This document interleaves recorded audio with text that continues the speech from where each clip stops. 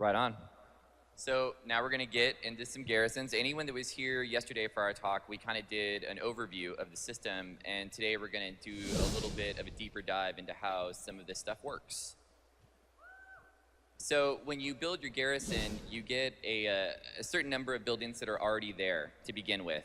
These are things that we didn't think they didn't really fit the paradigm of taking this structure and getting to place it anywhere in the garrison, like a mine, for example.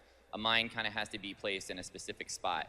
The town hall is your main building. That's the building you're going to go to interact with the guys that are running your garrison and send your guys on missions. So that's got a predefined spot, and it upgrades with your garrison as it goes. After you have starting buildings, you'll get the chance to build your first small building. Here's a list of all the small buildings that you can build. All of our profession buildings are considered in the small category.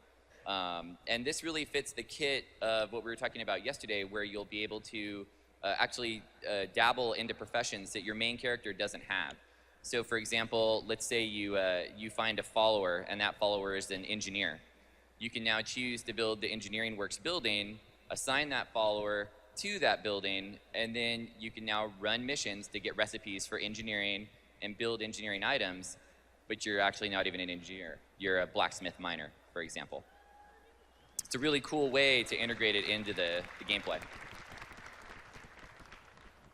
So moving on, now we have medium buildings. This is kind of the next step up from smalls. It's a wide variety of buildings here. The inn, we talked a little bit about the inn yesterday. That's a place that you could find new followers. This will also be the place that you can get the pet stable, which is a building that's very unique to pet battles. You'll be able to come here. There'll be a trainer here you can fight. There's a lot of cool stuff that you can do here that'll be just based around having that one unique building. Next up would be large buildings. These are the things that you would expect to see like in a Warcraft 3 base. Things like your barracks, right? Your armory, your mage tower. These are really these defining large buildings that are going to set the scale for your garrison. Each of these buildings has a bonus. These buildings have some of the best bonuses because they're the largest ones that you can get. So things like the barracks will increase the amount of followers you can actually have at any one time. So you're going to want to have more because they're out getting that loot for you. So the more followers you can have out on missions, the better chance you have to get new loot. Now, how do the buildings work? As we talked about yesterday, they upgrade over time. So you start out with a building. Now, each building has its own unique upgrade. So that barracks that you built, it'll start out looking kind of doinky, kind of small. But over time, you can get cooler and cooler versions that'll make it look more badass, more awesome, and it'll increase the bonus. So here's a look at a screenshot from our mock-up UI of how this would work. You can see the tooltip there on the infirmary that right now it's level 1, but at level 2 it increases the bonus. Obviously you'll have to pay a cost to get that, but you'll do all of that through this UI. You'll be able to come to the building, choose to upgrade it, wait a little bit of time, and then you'll get that new bonus. Now, how do we get the upgrades? Some upgrades you're just going to be able to purchase just for gold or currency. But we really want to get this feature to be something that feels like a part of the world. So we're going to drop a new item called blueprints. And you'll be able to find blueprints all over the world, lots of different ways. They could be a faction reward, quest reward, a random drop in a zone. When you find it, you just right-click it, just like a recipe for a profession, and then you can go back to your garrison, and now you'll know how to build that upgrade for that building. Where are these plans? Anyone that's played the pet battle system will be familiar with this concept here. So on this infirmary, to get the level 3 blueprint, we tell you where it is in the world. We show you it's a drop, it's in Frostfire Ridge. We could do the same thing with faction or wherever it would go. So you don't need to hop out of the game and go somewhere to try to find that info. It's right here available to you.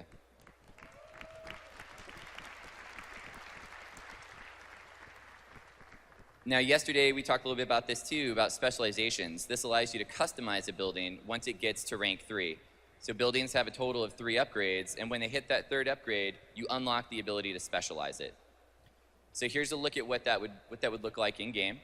You can see this armory has 3 specializations. Currently, we're thinking we'll let you change the specialization probably once each day. We might put a cost on it to change the specialization. We don't want you swapping it all the time, but we definitely want to give you the option to change it without too much trouble. it's a really cool reward for getting rank 3 of a building. Not only do you get the new art, the better bonus, but you get this piece of customization that you can do to it. Some buildings will let you assign followers to them. The example I gave you guys about the engineer a little earlier, all the profession buildings can have a follower assigned, but you can also assign followers to other places, like the mine, for example. You could find a miner, assign him there, and then he could actually work offline while you're gone and collect ore for you. And then what you could do is you could come back into the garrison, go to that building, and collect that ore from him when you log back in. Here's a look at what that would look like. Here's a mine. You can see we've got an orc there working away, generating a specific amount of ore per hour. But it's not like this is free, right? Because that follower, he's working at this mine, but he could also be out running a mission for you, trying to get loot.